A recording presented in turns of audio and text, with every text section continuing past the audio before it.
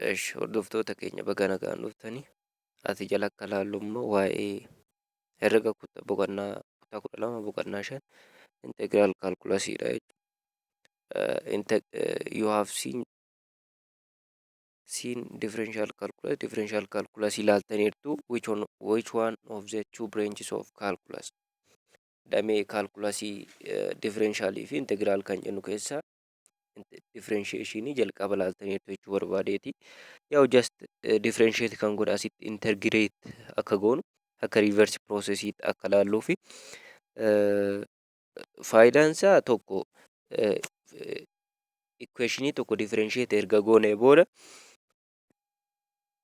point yookaan slopii tokko erga argannee booda slopii sana qabannee deebinee integrate goonee eeriyaa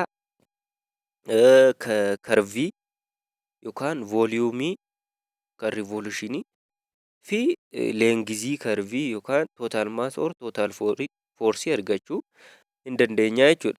Fakkeenyaaf integration at reverse process of differentiation kan jedhu kanaaf concept of integral indefinite integral kan jedhu kan yeroo wajjin ilaallu jalqaba integral calculasiin bakka lama qoonna definite integral and indefinite integral jennaan. Definite integral and indefinite integral jennaan. Jalqaba kan laallu indefinite integral jedhu. Mee jalqabumaayyuu fakkeenyaaf equationii tokko check that all of the function f of x is equal to kun nuu kenname haa jennu.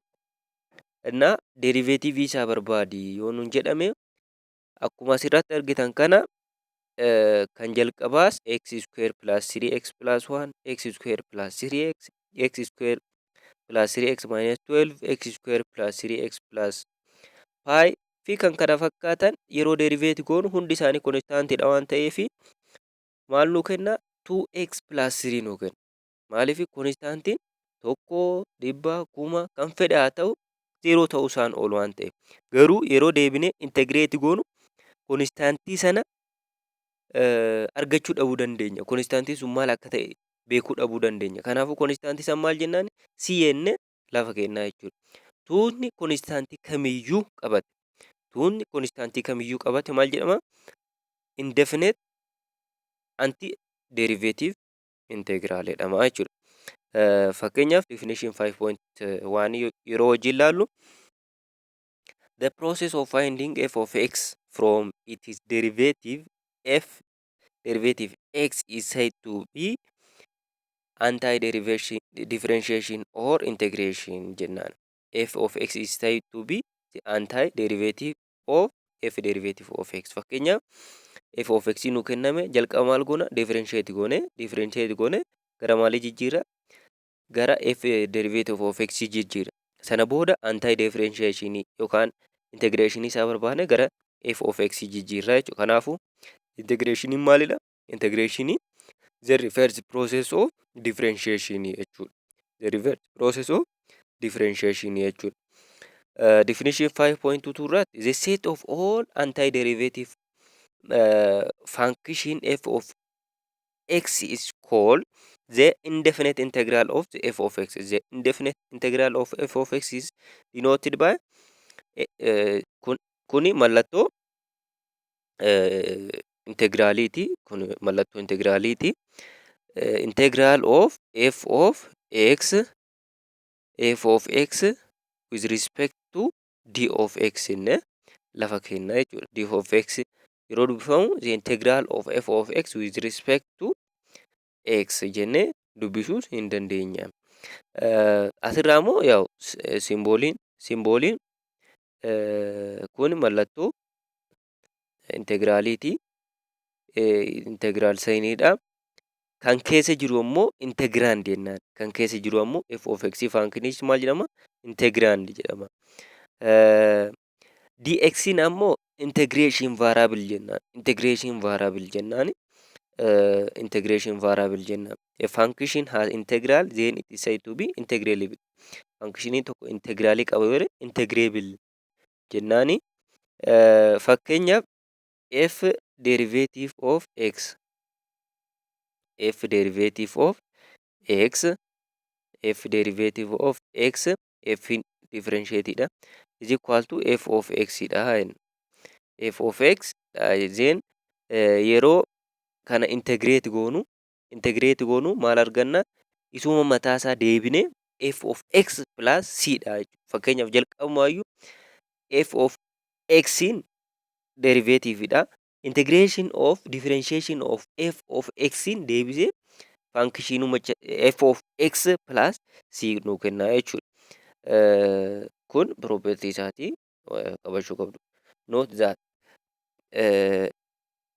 integral of f derivative of x plus with respect to x is equal to f of x plus c. Asitti yoo barbaadan integral of dx over d of f of x over dx with respect to dx jetteni kana kanaan balleessite is equal to f of x plus c jette lafa kaa'uu hin dandeessu jechuudha. Lafa kaa'uu hin dandeettanii. Garuu jalqaba kana kan keessaa dalalla. Jalqaba derivate goone sana booda integrate yeroo goonu deebisee kana nuu kenna jechuudha. Garuu yaa'u kanaaf kun tokkuma yaa'u mallattoo asitti derivative kana fayyadamee asitti immoo d over ishee kana fayyadame malee tokkuma jechuudha. Garuu jalqaba derivate gootee yeroo immoo integrate gootu konstaantiin hin badaa jechuudha. Konstaantiin baduu isaa asirratti gayyabachuu waan qabdan keessaa isaan tokko jechuudha. Kan itti aanu ammoo fakkeenyaaf example 2 irratti integral of derivative of 4x plus 5 with respect to x is equals to maal ta'a 4x plus c ta'a jechuudha. Maaliif jalqabumaayyuu maal gochuu qabna? Kan keessaa jalqaba dalaguu qabna. Kan keessaa yeroo derivative goonu 4x plus 5 konstaantiidha duwwaa ta'a. 4x'n immoo 4 ta'a jechuudha. Erga kan keessaa derivative goonee xumurree booda integrate goonu. Yeroo integrate goonu integrative of constant is equals to constant times integration variable waan ta'eef 4x plus c ta'a. Siin immoo lakkoofsa fedhe ta'uu danda'a. Lakkoofsa siin immoo fixed waan hin taaneef maal jennaani indefinite integral jennee waamnaa jechuudha. Kan biraa immoo integration of some simple function kan jedhu wajjin ilaalla. Fakkeenyaaf integration of 4 kan jedhu konstaantiidha. Yaa'u just 4x plus derivative kana ilaaluudhaaf derivative of 4 duwwaadha. Derivative of x tokko, derivative of x square 2x dha. Derivative of 3x square dha. Derivative of x the power of 10x is the power of 9 dha. Derivative of x is the power of n ammoo x the power of n minus 1 of jennee lafa kaa'uu hin dandeenya jechuudha. Derivative of sin x immoo cos x dha. Kan cos x immoo minus sin x dha. Kan tan x immoo sec square of x dha. Kan cot x immoo cosec square of x fakkaate. Kan ex immoo matuma isaati. Kan 4x immoo 4 the power of x ln of 4 dha. Kan ln immoo 1 over x dha. Akkasiin xumuruu ni dandeenya jechuudha. Kun ammoo yaa'u akka revisioniitti waan qabatu qabdan keessaa tokko. Kan biraa immoo integration of constant function times variable plus variable c dha jechuudha. Fakkeenyaaf integration of kana integrate each of the following with respect to x yeroo kan kanaa immoo integrate of 4 with respect to x yeroo goonu 4x plus c ta'a jechuudha. 4x plus c ta'a jechuudha. Kan biirra jiru ammoo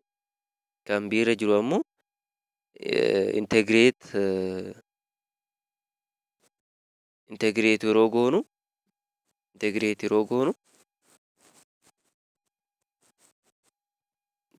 x is the power of 7 dha. Yaa'u power itti daballe x is the power of 7 plus 1 which is x the power of 8 plus constant of integration dha. Constant of integration itti daballaa jechuudha. Kanas akkasuma itti da'uudha. Kanas yeroo kamiyyuu yeroo power functioniin dhufu yeroo kamiyyuu yeroo power functioniin dhufu x the power of n plus n over n plus n plus constant of integration fayyadamne lafa kaa'uu dandeenya. Yaa'u kan c irra jiru sitti ta'uudha. C x the power of minus 5 plus 1 over minus 5 plus 1 is equal to plus constant integration is equal to x the power of minus 4 over minus 4 jenne achiin duuba xumuree lafa kaa'uudha. Wanti ulfaatu hin jiru.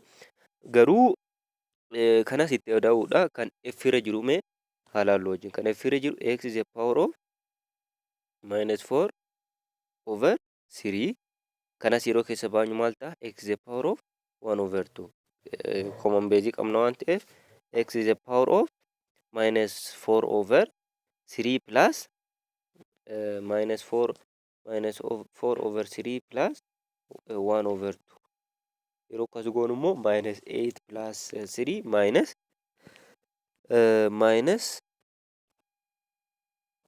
minus 8 plus 3 minus 5 over 6 ta'a. X the power of minus 5 over 6 that means x is the power of minus 5 over 6 which is over 6 over 5 jechuudha. Kana booda immoo 6 over 5 gara keessaatti deebisnee lafa kaa'uu dandeenya. Sana booda waan hordoftaniif galatooma.